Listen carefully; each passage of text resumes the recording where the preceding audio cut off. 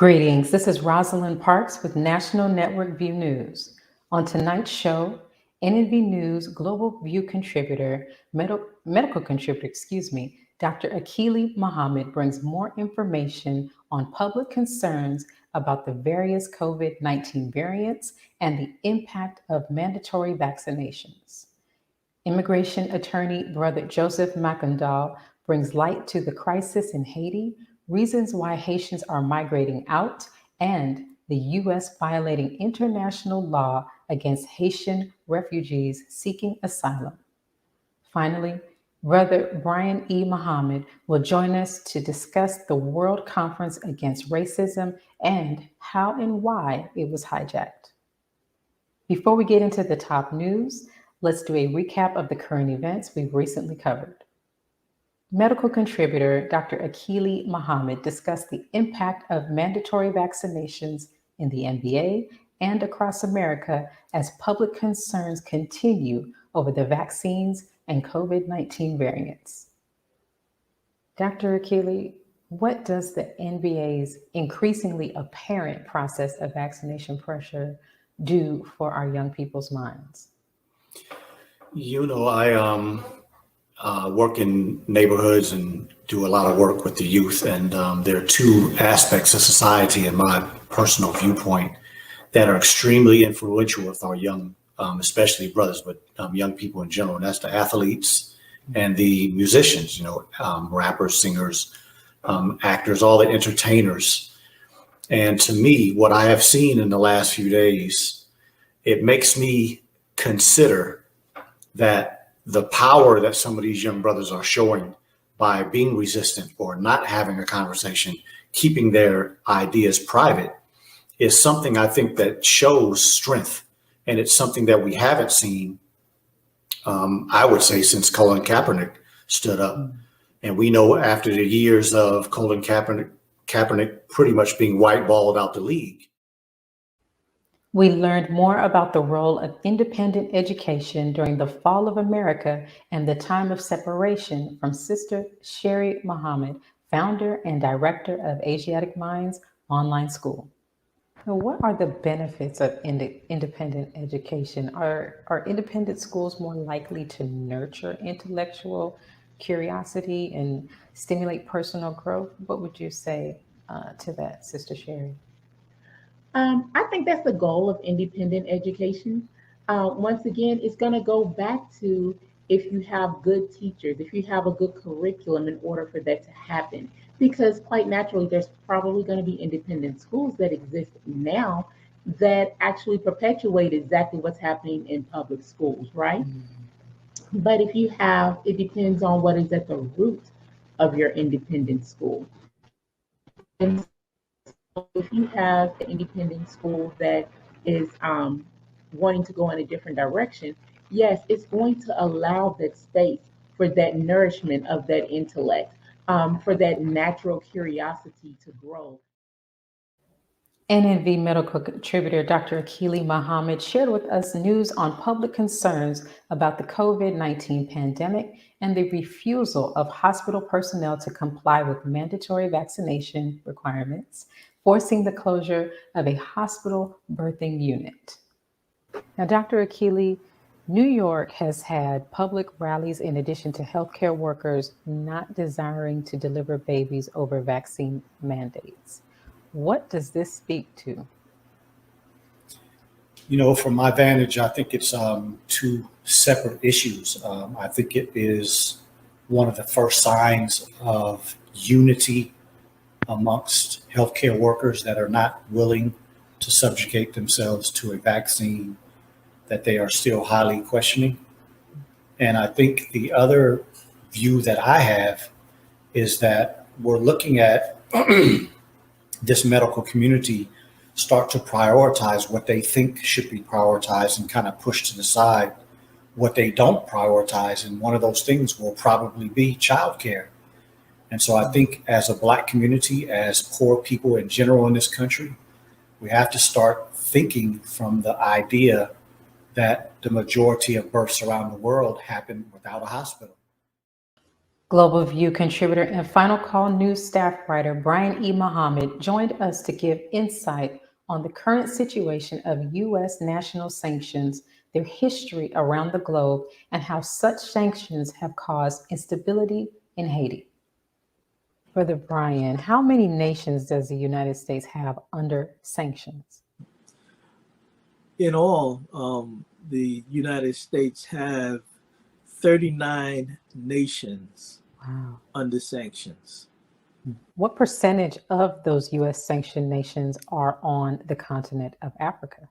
Well, that's a good question, because out of all of the nations on the earth, it's pretty much predominantly the darker nations that are sanctioned.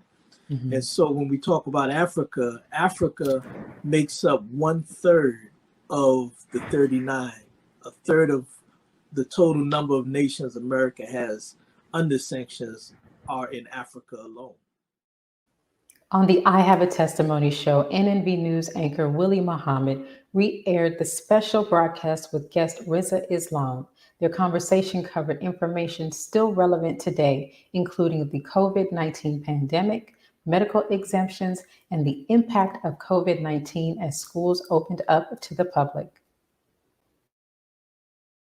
As these children facilities and schools are starting to be reopened, what advice would you give to parents and those who are watching that when they are faced with the dilemma when the school system and other places of work want them to take the vaccinations, what could be what are some of their courses of action that they can take or we can take? Yes, sir. First thing is, depending on what state you are in, meaning out of the 50 states in the United States, depending on which one you are in will let you know which exemptions you have. There are 3 exemptions, meaning 3 different forms or 3 different reasons that you can give the government or the school district so that your child will not be forced to take vaccinations. One of those is the medical exemption form. The other is the philosophical exemption form. The other is the religious exemption form. As of right now, California, Mississippi, and West Virginia are the only 3 states that do not have the religious, and I believe they worked on the other 2 as well. But for the other 47 states, they, for the vast majority, have all 3. I spoke with Global View contributor and Final Call News staff writer Brian E. Muhammad about the Honorable Minister Louis Farrakhan's press conference held days after the tragedy of 9/11 in 2001. One of the things that we notice in the media is the lies that come out about the things that they claim minister has said, as well as the lies about what they claim the Nation of Islam stands for. Would you say that the minister, in calling them heroes, in that instance, has shown us by example that we could rise above any personal issues that we have during a great time of tragedy and come together? Yes. And it's very important because that sentiment is the crux of the problem that the United States government, with its sordid history of oppression against Black people, its oppression against the red, its oppression against the brown, its oppression against poor whites, and the dirt that it has done worldwide, that the Honorable Minister Louis Farrakhan has been a faithful warner to America to change course. Asiatic Mind student sister Sanaya Muhammad and brother Nicholas Muhammad spoke about how they are connecting with their instructors and classmates, as well as their interests in a variety of subjects. Nicholas, we'll go to you first. Give us some tips on how you stay focused in the online classroom and avoid distractions. Well, first of all, you need to find a quiet space with no distractions in a place where you usually do work. I usually just go and do my work in the basement because it's quieter there. And another one is the key is I usually don't have anything else on my table except laptop, notebooks, pencils, and other materials that are used for schoolwork, and nothing more than that. Okay. Global View contributor Brian E. Muhammad, Final Call news writer, discussed 20 years of war in Afghanistan and the Honorable Minister Louis Farrakhan's October 2002 letter to President George W. Bush regarding America's warmongering. After the bombing of the World Trade Center in New York, then President George W. Bush accused the Taliban of sheltering Osama bin Laden, Al-Qaeda, and they also claimed that they were responsible for the tragedy. After 20 years of war, was Bush's allegations ever proven?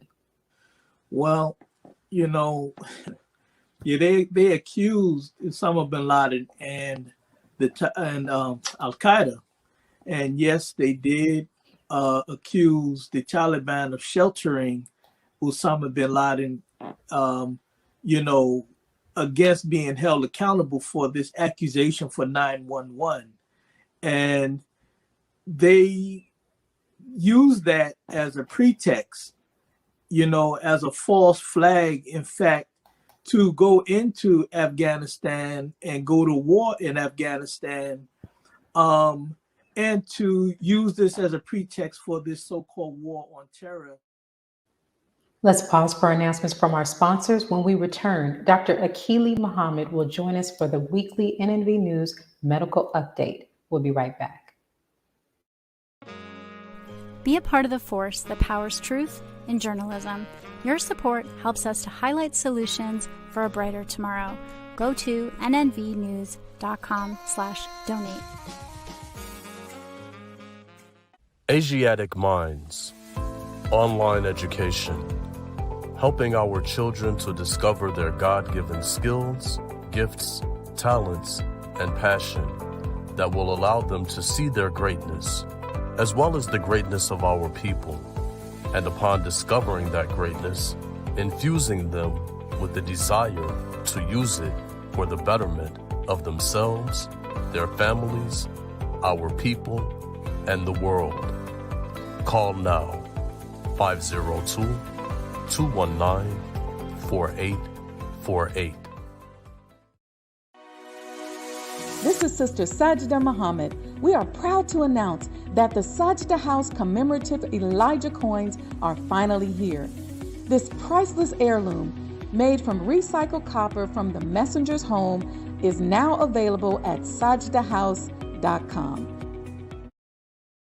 The hashtag Bank Black social media campaign made strides not only in revolutionizing how we bank, but also how we think. The movement inspired thousands of African Americans across the country to transfer or deposit millions of dollars into Black-owned banks. These are banks that will invest in urban communities, employ African Americans, support Black businesses, and inspire Black home ownership. This is a very proud moment for our culture as we are taking small, but significant, steps towards building Black power through Black wealth. Thank you for tuning in to NNV News. Please share your thoughts with us in the comments section below. Follow us on social media at NNV News, and please subscribe to our YouTube channel, National Network View. This is Clifton Muhammad with NNVnews.com.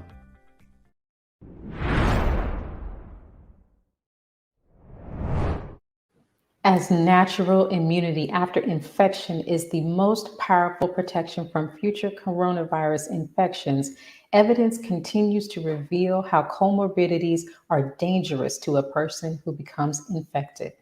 Joining us to discuss this further is NNV medical contributor, Dr. Akili Muhammad. Greetings, sir.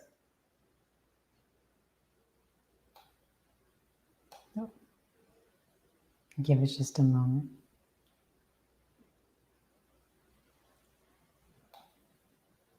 All right. Okay, it looks like we lost Dr. Akili momentarily there.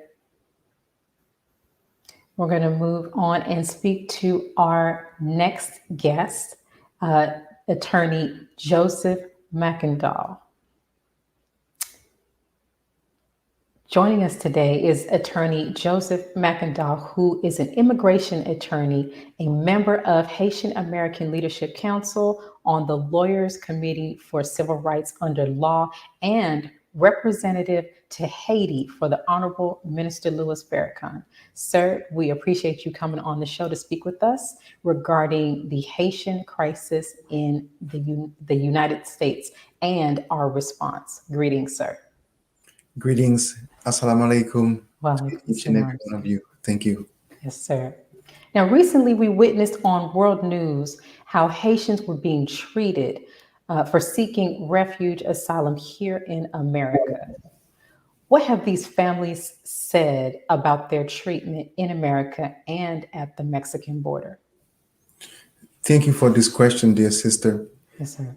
The families of those who were under the bridge in Texas had a chance to express their discontent with the experience that they have had.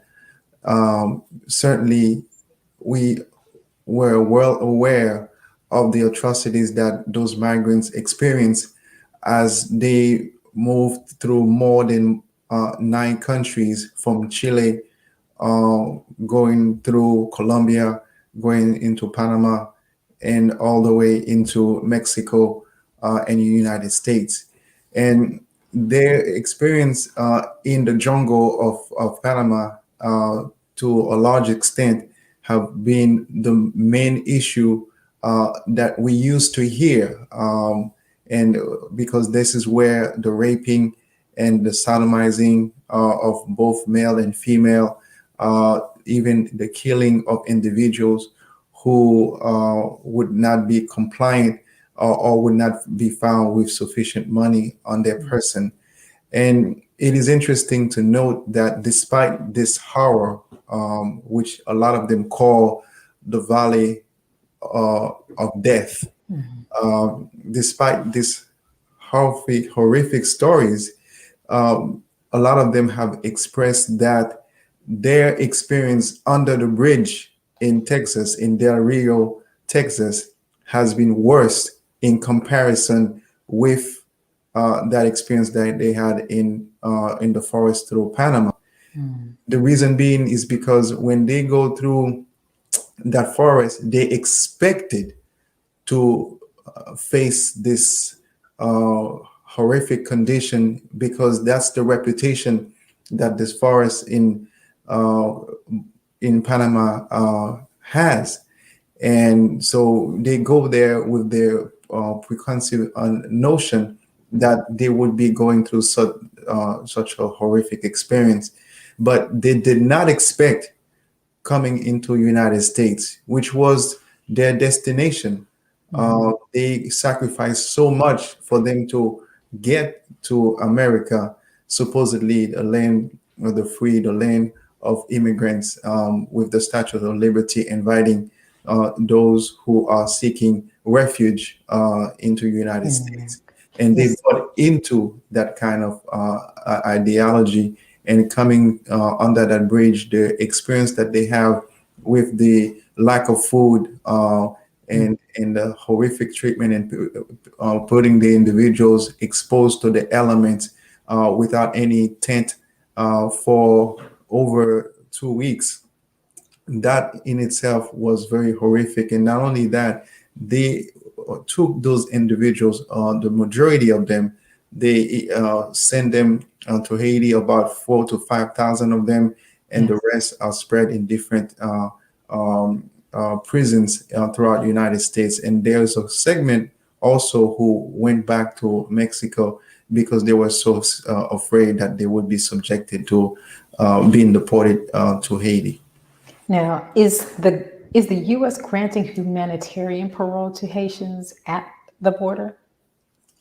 No, they're doing just the opposite. The United States government is violating its own law by invoking what is called Title 42, Section 265, which is a health law. They are using that health law to circumvent immigration law or refugee law. That refugee law allows migrants to come to the United States and to seek asylum legally. It's not illegal to cross the border of the United States. I want this to be very clear.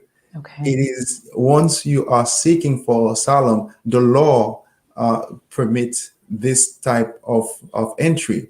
However, the Title 42, Section 265, has been used to prevent those who are entering into the United States seeking asylum and to be heard, to get a chance to showcase exactly why they are afraid of going back home. And they would expulse those people without even interviewing them, taking them in airplanes and sending them to Haiti. A lot of those people have been living for many years in Chile and Brazil. They have settled there. They have had children born in those countries, and yet they come to the United States seeking refuge, and the United States in turn taking those people and sending them back to Haiti.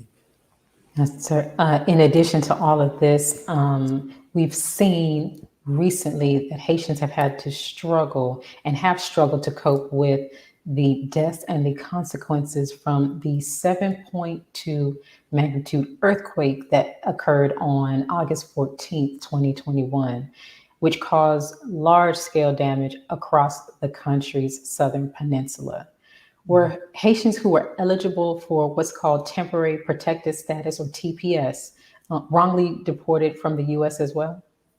No, those Haitians who have been granted TPS, those Haitians who came in the United States prior to July 29th of 2021 have not been subject to deportation or expulsion. It is important to note that despite the fact that the recent earthquake happened on August 14 of this year, the United States of America did not entertain the thought of extending the cutoff time to apply for TPS, or the cutoff time for those who have entered in the United States around the time of the earthquake. Those people are still not able to apply for TPS, despite the fact that they have been displaced because of the earthquake in Haiti on August 14. And so this is contrary to the policy of the United States, as was applicable in 2010 when Haiti suffered an earthquake on January 12, 2010. The United States of America moved to grant TPS for those who came within 1 year of this earthquake.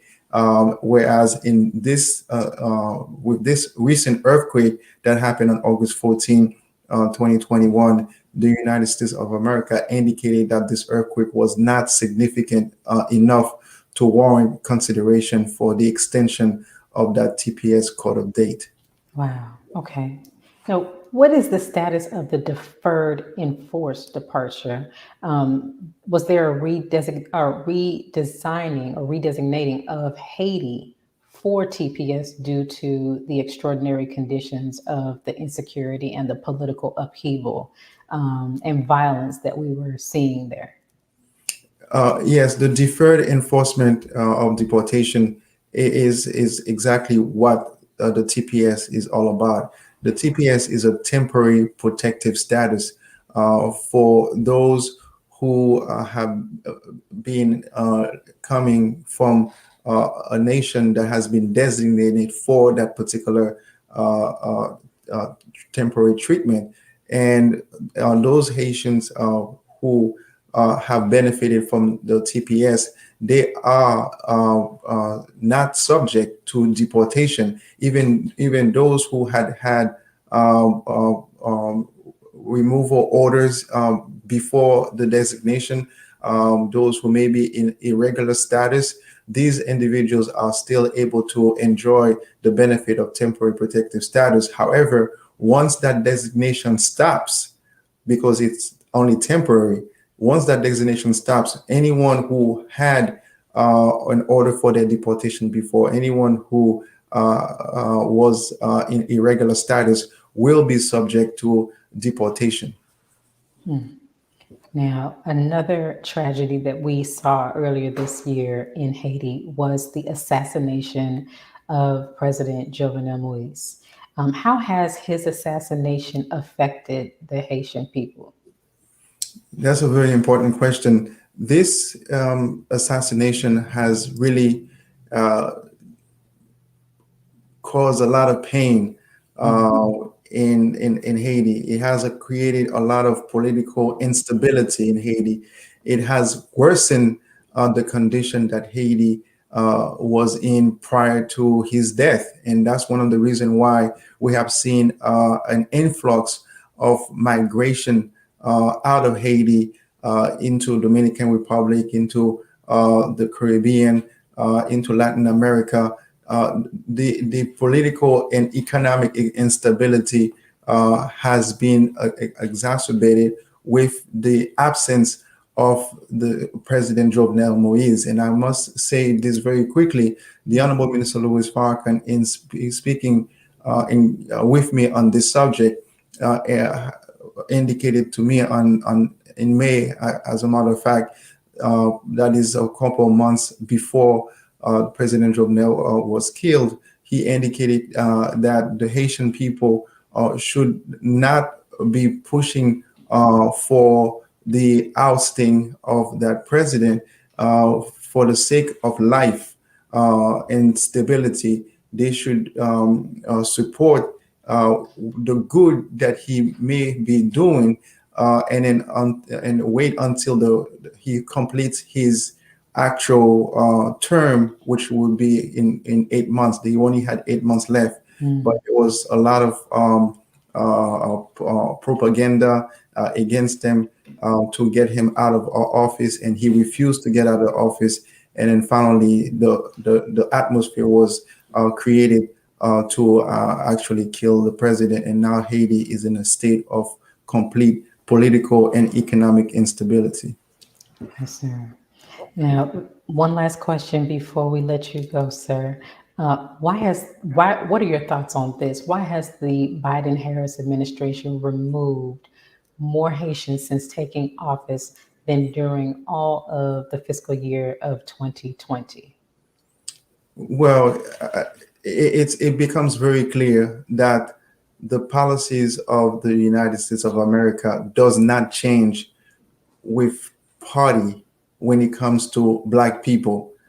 There has been a old law that was in the book back in 1857 in the Dred Scott decision, in which Justice Brooks Taney indicated that no Black person has any right that a white person should respect. Of course, the 13th and 14th Amendment came in to sort of circumvent this particular Supreme Court law, but it remains the spirit of the American policies toward Black people. We saw how those Haitians, 15,000 of them were under the bridge in Del Rio, Texas.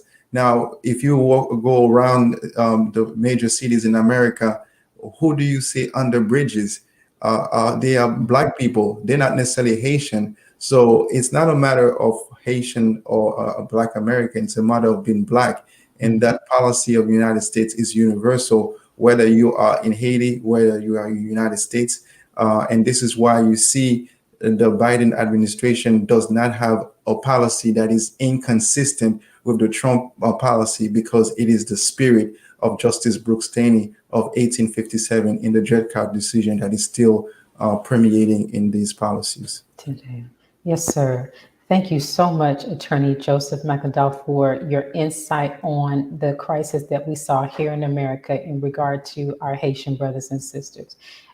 We'll be following this closely and look forward to having you back on to add additional insight to what's going on in Haiti in the coming weeks. Thank you. Thank you for having me. Yes, sir. Assalamu alaikum. Walaikum salam. Let's pause for announcements from our sponsors. I believe we have Dr. Akili back on with us, and we will speak with him shortly. We'll be right back.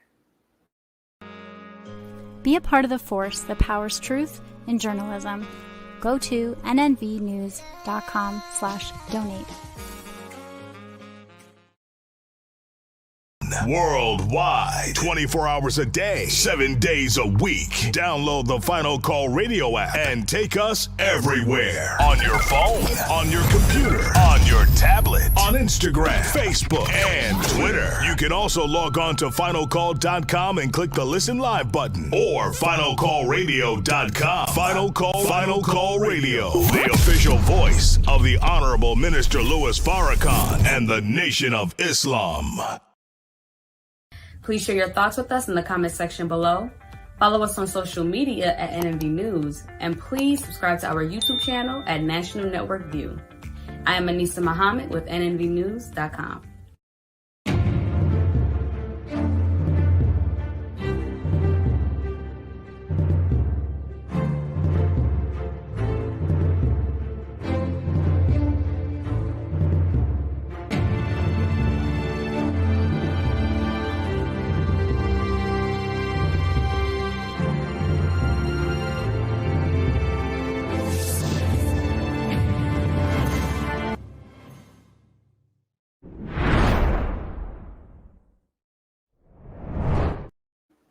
Now, as natural immunity after infection is the most powerful protection from future coronavirus infections, evidence continues to reveal how comorbidities are dangerous to a person who becomes infected. Joining us to give us some insight on this is Dr. Akili Muhammad. Greetings, sir. Greetings, ma'am. How are you? Yes, sir. Well, sir, thank you. Dr. Akili, why is natural immunity after infection the most powerful protection from future coronavirus strains?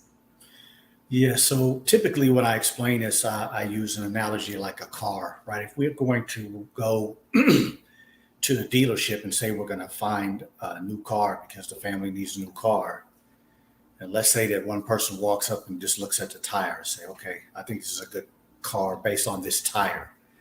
I don't think that would be appropriate for most people, right? They want to look under the hood. They want to look in the trunk. They want to look inside, see what kind of features are there. So they want to kind of evaluate the whole car.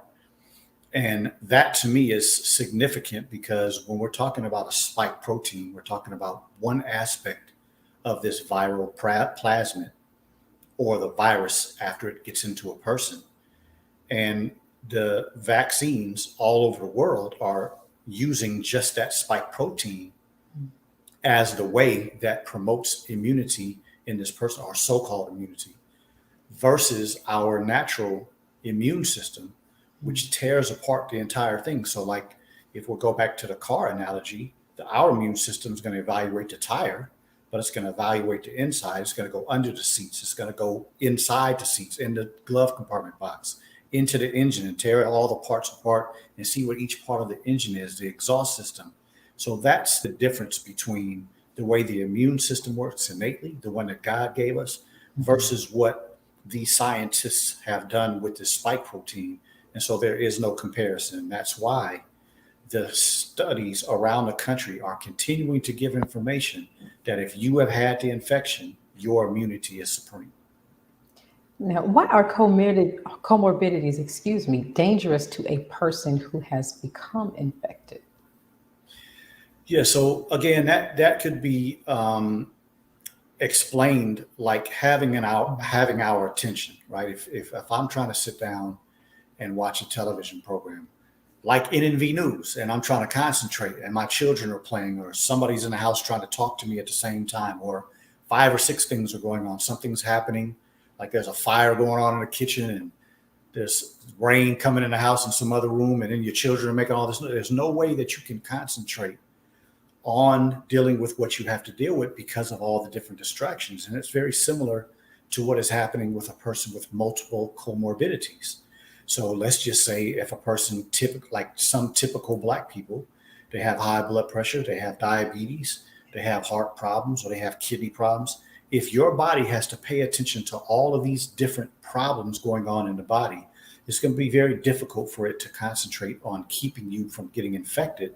Because as I have seen in my experience with this pandemic, this is not a typical infection. People are really getting sick, and it's taking a long time for them to get over. So I think this is a more severe infection than the typical cold, the typical flu that we have dealt with in the past.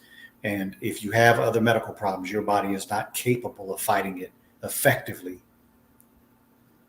Well, Dr. Akili, I want to go back to something that you mentioned earlier, which was that the most powerful protection is from the coronavirus strains is from people who have actually been infected and gotten over it, essentially. There once was a time where we really hadn't identified what the coronavirus was. And one of the things that we saw was that there was a couple of tests, I believe it was called an antigen test or antibodies test, where we could go to the doctor and get tested and go back, essentially looking to see whether or not someone had antibodies developed. It was around early 2020, just for those who may or thought they were infected with the coronavirus before it was officially identified. Would those people or would that test be sufficient today? Well, the first thing I would say is, in theory, yes. The aspect that you're talking about a person fighting something and having the ability to show that they did fight that in their bloodstream by showing those antibodies, yes, absolutely.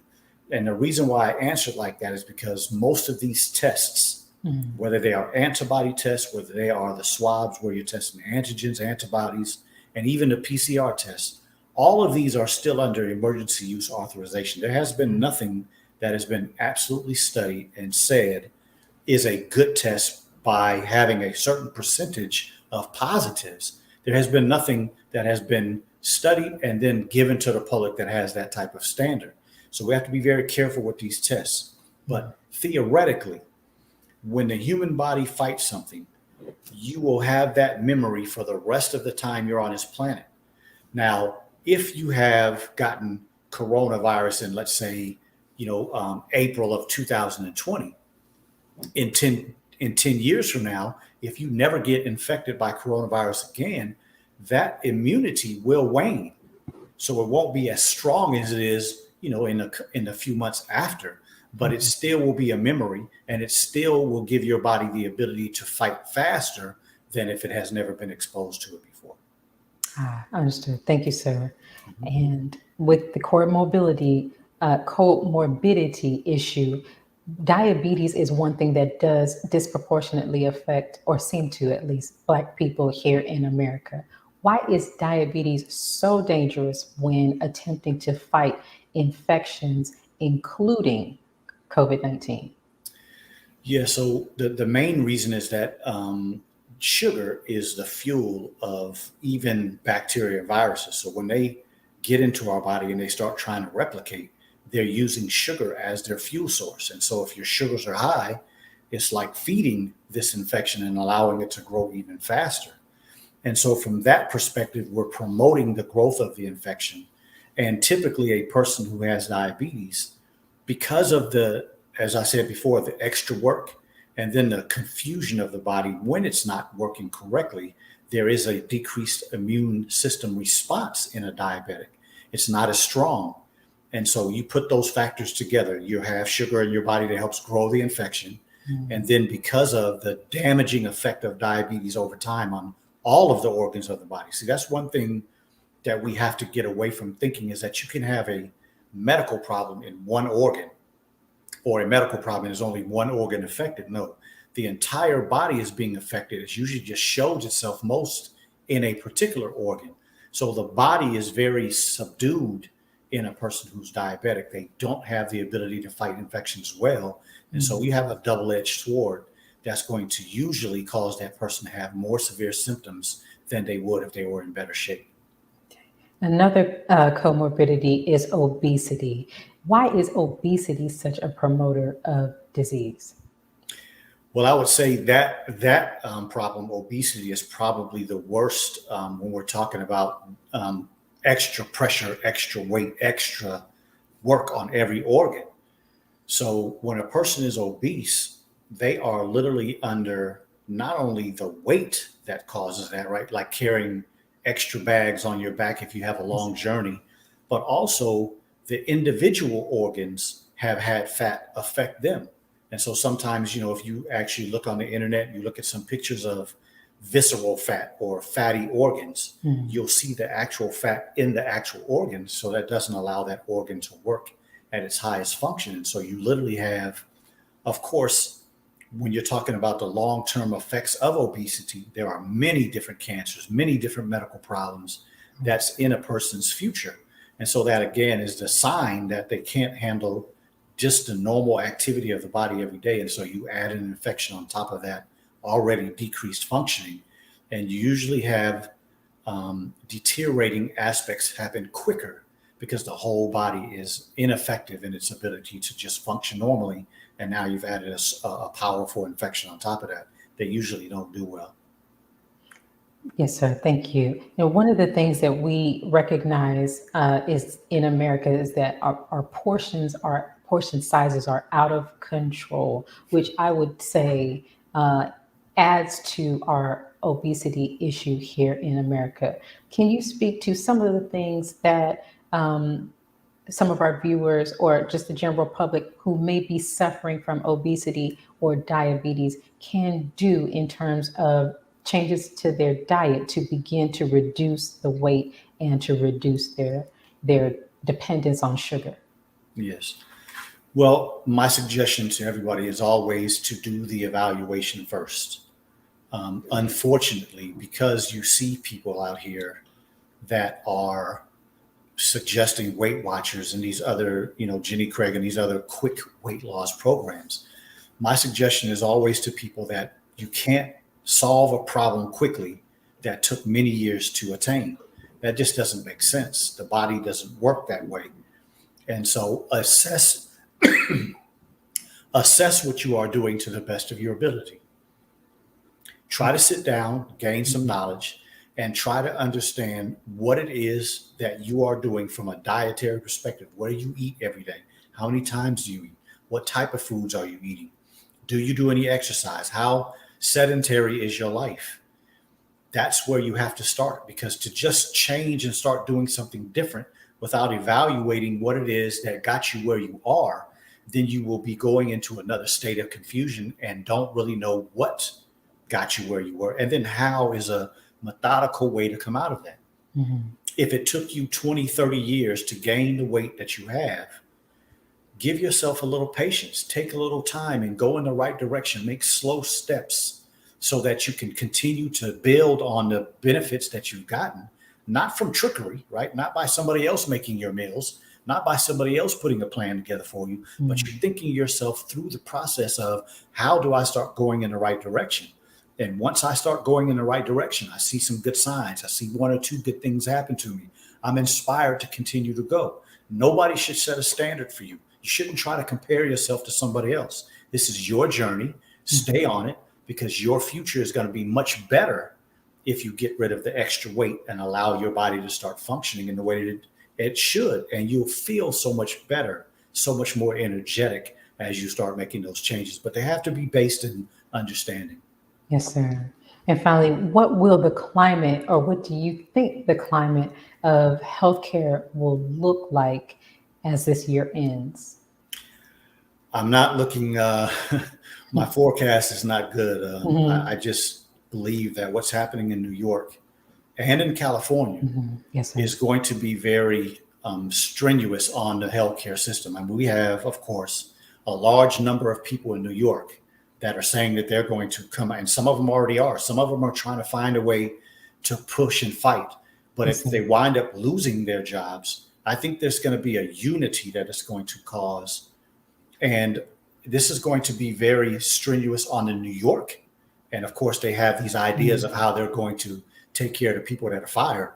But I don't think it's going to be the same as those people who desire to be there, have been there for a period of time.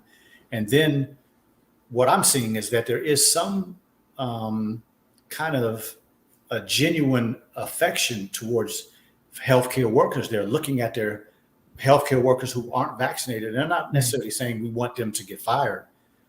Even if they are pro-vaccine, they still have.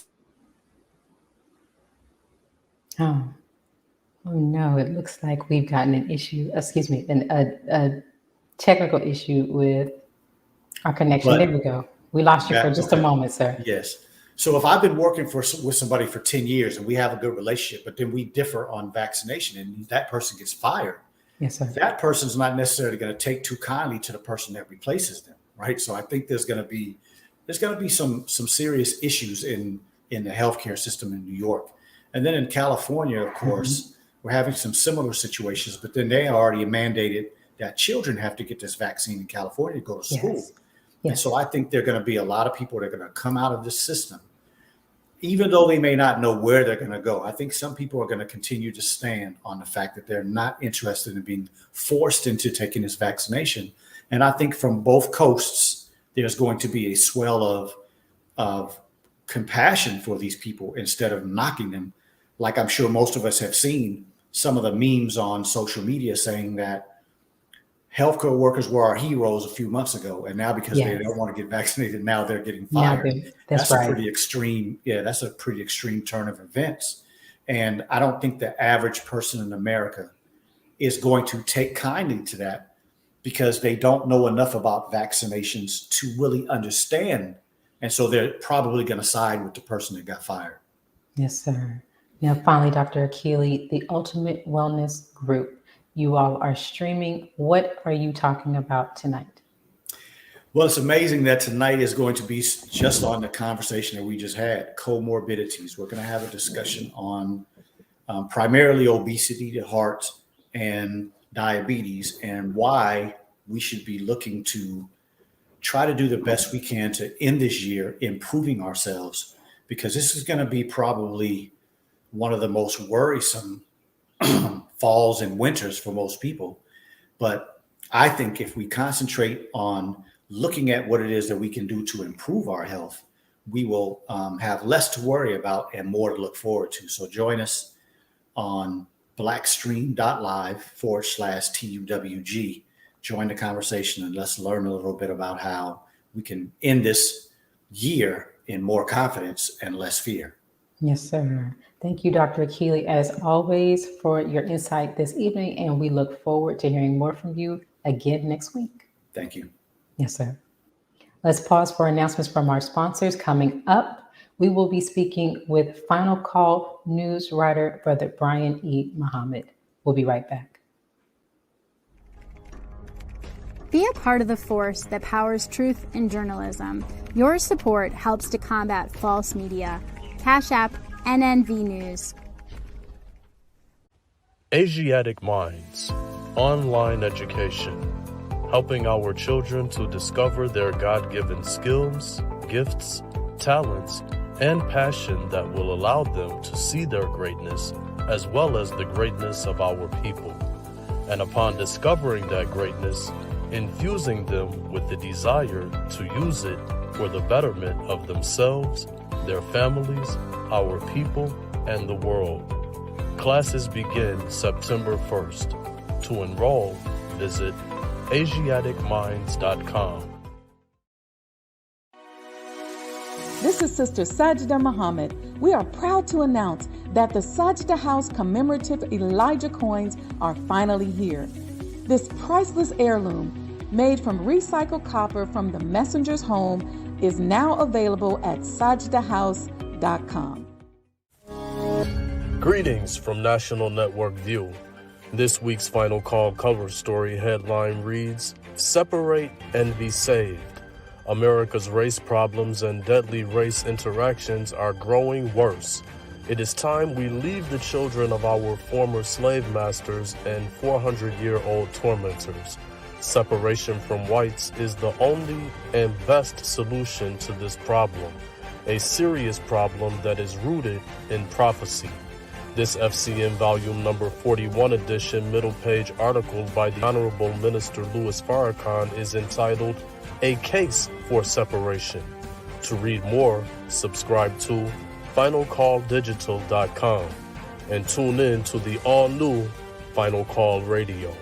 This is the NNVnews.com Final Call Cover Report. Please make sure you leave your comments and questions in the comment section below. Follow us on Facebook, National Network View, and make sure to check us out on Twitter as well, National Network View. This is Sergio Gutierrez with National Network View, signing off.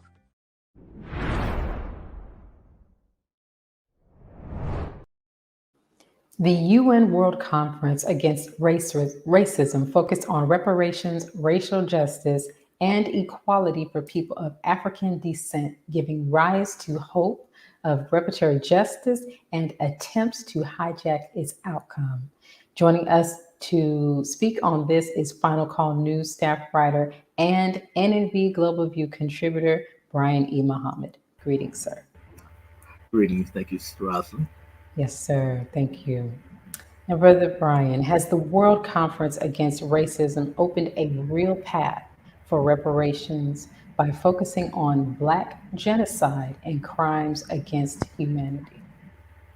Well, it opened the door at the time for the issue of the transatlantic slave trade and the issue of slavery being crimes against humanity. And certainly when that charge comes into play, then it opens the way for lawsuits for reparations. The 20th anniversary of the Durban Conference, Brother Brian, was on stage during the 76th United Nations General Assembly in New York. Was the Durban Conference 20 years ago a success or a failure? Well, you know, it was a success. In fact, it was unprecedented because of the very issue of the transatlantic slave trade and slavery being placed in the final document as a crime against humanity. You know, and you know, historically, genocide has been brought before the United Nations.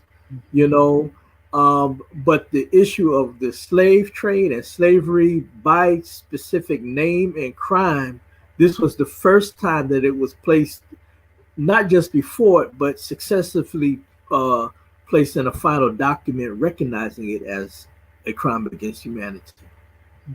Now, why did Israel? Oh, go ahead, sir. I'll say so. Yes, in that degree, it was a very, very strong success. Yes, sir. And why did Israel put pressure on world leaders to boycott it? Well, you know, Israel has always had a problem with the World Conference of Racism because of their recognition of the conference recognition of the question of the Palestinians. In the 70s, they charged that the treatment of the Palestinians under Zionist control, it equated Zionism with racism. They fought that, and they caused the World Conference Against Racism to rescind that language, and they've been fighting that ever since. And so, in 2001, at this particular conference, when the issue of the Palestinians came back up as victims of Israeli aggression and Israeli persecution, the Israelis fought that, and the Jews pushed other nations at that time to boycott. And in fact, the United States, under Secretary of State at that time, Colin Powell, a black man, at the instigation of the Jews, walked out of the conference. I mean, had the delegation to leave the conference because they recognized the Palestinian question. But Sister Rosalind, I'm gonna say it like this: it was really not even about anti-Semitism that America really walked out then. It was really about this question of recognizing slavery and, as a crime against humanity. They did not want to, and still do not want to, really deal with that question as a reality. Yes, sir. Did Israel hijack the World Conference from its focus on reparations, racial justice, and equality for people? What are your thoughts on that? It did. It really did hijack it because it made it a focus when it really was not a focus. Even the Palestinian question was not the focus of the conference.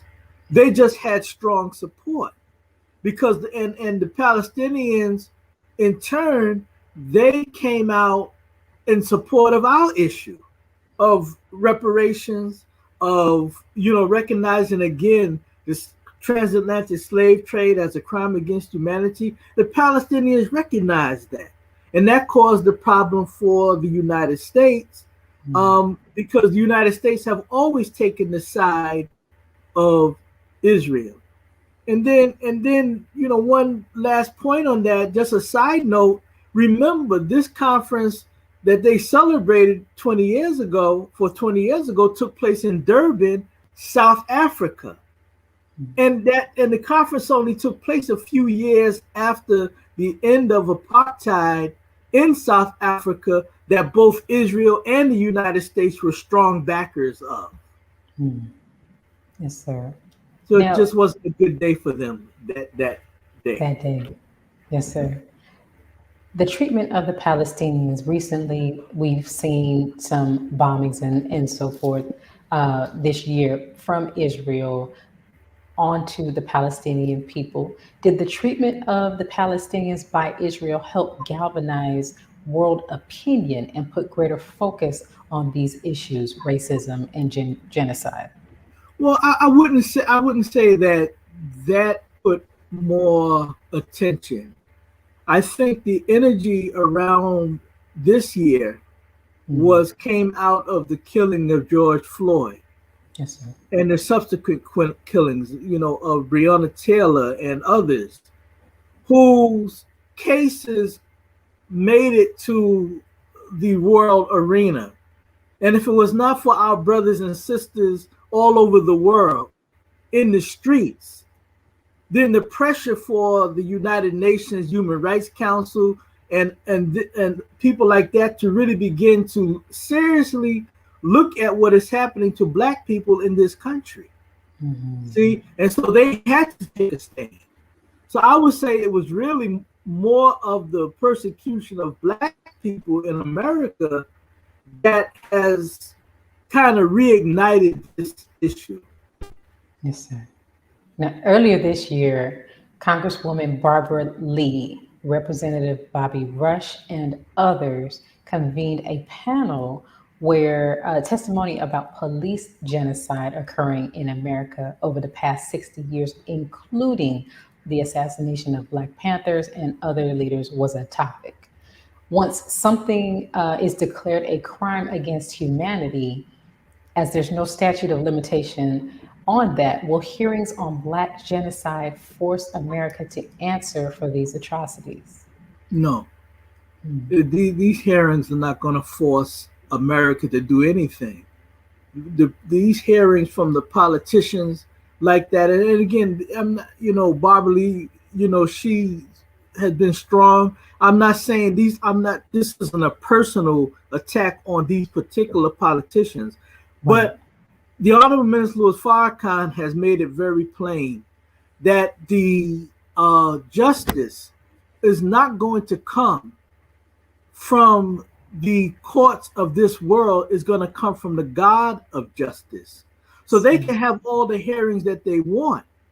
Here's the thing. America will be forced to do right based on what God is doing to America, undermining its economy through this weather, the fires on the West Coast, the floods on the East Coast, you name it.